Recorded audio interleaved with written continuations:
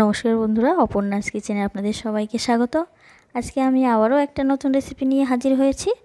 মুড়িঘণ্ট, একেবারে ঝরঝরে অনুষ্ঠান বাড়ির মতন মুড়িঘণ্ট আজকে আমি আপনাদের করে দেখাবো। তাহলে চলুন রেসিপিটা শুরু করি।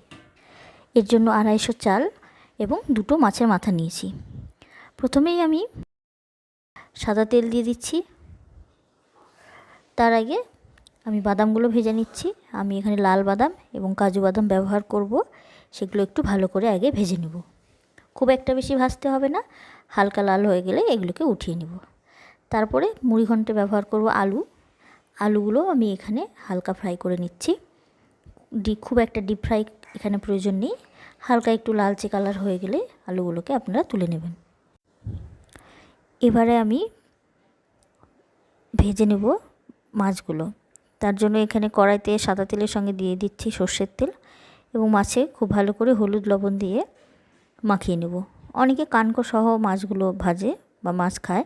আমি কানকোটাকে ভালোবাসি না জন্য কানকোটাকে ফেলে দিয়েছি। আপনারা কানকো দিয়েও করতে পারেন, তাতে কোনো অসুবিধা নেই। এপাশ ওপাশ করে ভালো করে মাছটাকে মাখিয়ে নিয়েছি। এবার তেলটা গরম হয়ে গেছে।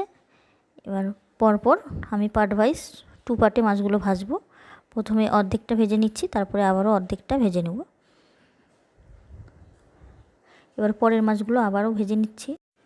একেবারেই খুবই অল্প সময়ে একেবারে ঝরঝরে মুড়িঘণ্ট আপনাদের করে আমি দেখাবো। অবশ্যই বাড়িতে ট্রাই করে দেখবেন, এভাবে আশা করছি খুব ভালো লাগবে। এবারে প্রথমেই একটা মিশ্রণ তৈরি করে নেব। নিয়েছি প্রায় 3 টেবিল স্পুন আদা বাটা। তাতে দিয়ে দিচ্ছি হলুদ গুঁড়ো, কাশ্মীরি লঙ্কা গুঁড়ো, ধনে গুঁড়ো, জিরে গুঁড়ো। এটাকে একটা পেস্ট আমি বানিয়ে নিলাম। সমস্ত মশলাগুলোই আমি প্রায় 1 থেকে 1.5 টেবিল স্পুন মতন করে নিয়েছি। এবারে কড়াইতে তেল গরম হয়ে গেছে। আমি 2টো পেঁয়াজ নিয়েছি এবং কয়েক কোয়া রসুন। পেঁয়াজগুলো সরু সরু করে কেটে নিয়েছি। এগুলোকে আমি হাই ফ্লেমে কিছুক্ষণ ভাজবো। এখানে দিয়ে দিচ্ছি কিছু গোটা মশলা। গোটা মশলাগুলো আগে ফোড়ন দিয়েও দিতে পারেন, আবার পেঁয়াজের সঙ্গে একসঙ্গেও দিতে পারেন। আর যদি আপনারা মনে করেন যে পেঁয়াজ রসুন আমি পেস্ট ব্যবহার করব, তাহলেও কোনো সমস্যা নেই, আপনারা পেস্টও ব্যবহার করতে পারেন। তবে আমার মনে হয় পেঁয়াজ পেস্ট না দেওয়াই ভালো। রসুনটাকে আপনারা চাইলে পেস্ট করে দিতে পারেন।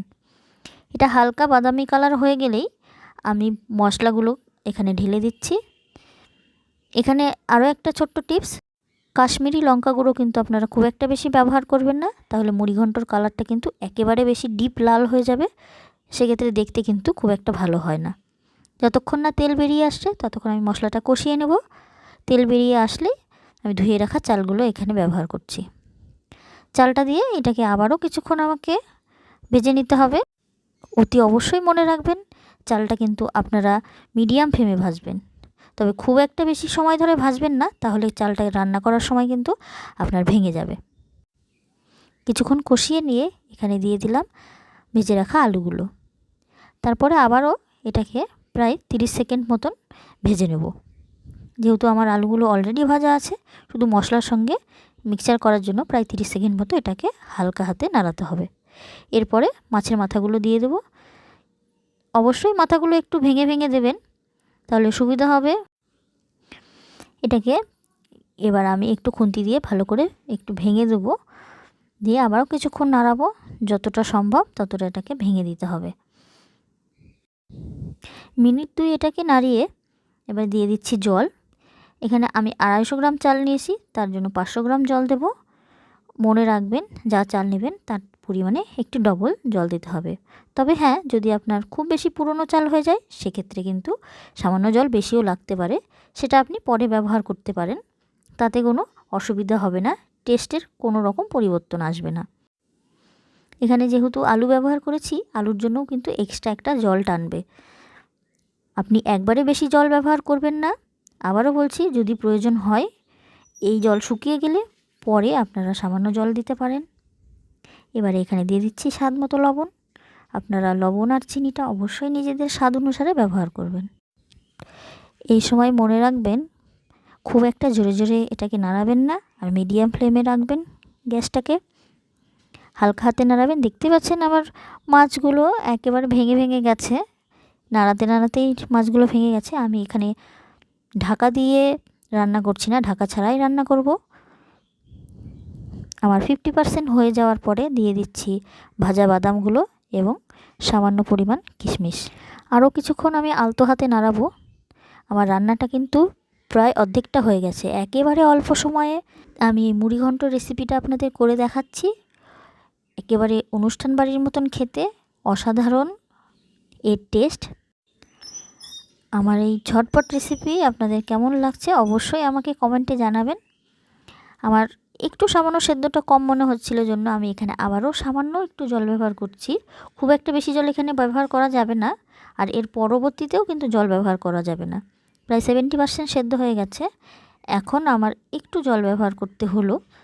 তবে মনে রাখবেন এরপরে স্টেপ মানে 80%-এর ওপরে সেদ্ধ হয়ে গেলে কিন্তু আপনারা জল ব্যবহার করবেন না, তাহলে সেক্ষেত্রে কিন্তু মুড়িঘণ্টটা ঝরঝরে আর হবে না। তখন ঢাকা দিয়ে রেখে দেবেন, অটোমেটিক আপনার মুড়িঘণ্টটা সেদ্ধ হয়ে যাবে। আমার মুড়িঘণ্ট প্রায় হয়েই এসছে। যদি আমার রেসিপিটা আপনার ভালো লেগে থাকে অবশ্যই লাইক, শেয়ার, কমেন্ট করবেন। নতুন হয়ে থাকলে আমার চ্যানেলটাকে সাবস্ক্রাইব করবেন। এখন আমি দিয়ে দিলাম এখানে স্বাদ অনুসারে চিনি। এবারে আবারও এটাকে কিছুক্ষণ হালকা হাতে নাড়াতে হবে, খুব একটা জোরে জোরে নাড়াবেন না। আর গ্যাসের ফ্লেমটা অবশ্যই মিডিয়াম থেকে লোতে রাখবেন, একেবারে লোতে রাখলে সব থেকে ভালো হয়। এবারে দিয়ে দিলাম প্রায় 2 টেবিল স্পুন ঘি। আমার রান্নাটা একেবারে অলমোস্ট কমপ্লিট। অবশ্যই আপনারা বাড়িতে ট্রাই করবেন, আর কেমন হয়েছে আমাকে অবশ্যই জানাবেন। সবশেষে আমি দিয়ে দিচ্ছি এখানে গরম মশলা পাউডার। এই গরম মশলা পাউডারটা দিয়ে আবারও প্রায় 30 সেকেন্ড মতন এটাকে আমি মুড়িঘণ্টের সঙ্গে মিশিয়ে নেব। তারপরে আপনাদের সার্ভ করে দেখাবো। দেখুন কত সুন্দর ঝরঝরে এবং কালারফুল, অসাধারণ সেন্ট বেরিয়েছে। এটা দেখতে যত সুন্দর, খেতে তার থেকে অনেক ডবল গুণ ভালো হয়েছে। আমার রেসিপিটা ভালো লেগে থাকলে অবশ্যই আমার চ্যানেলটাকে সাবস্ক্রাইব করবেন, আমার ভিডিওটাকে লাইক করবেন।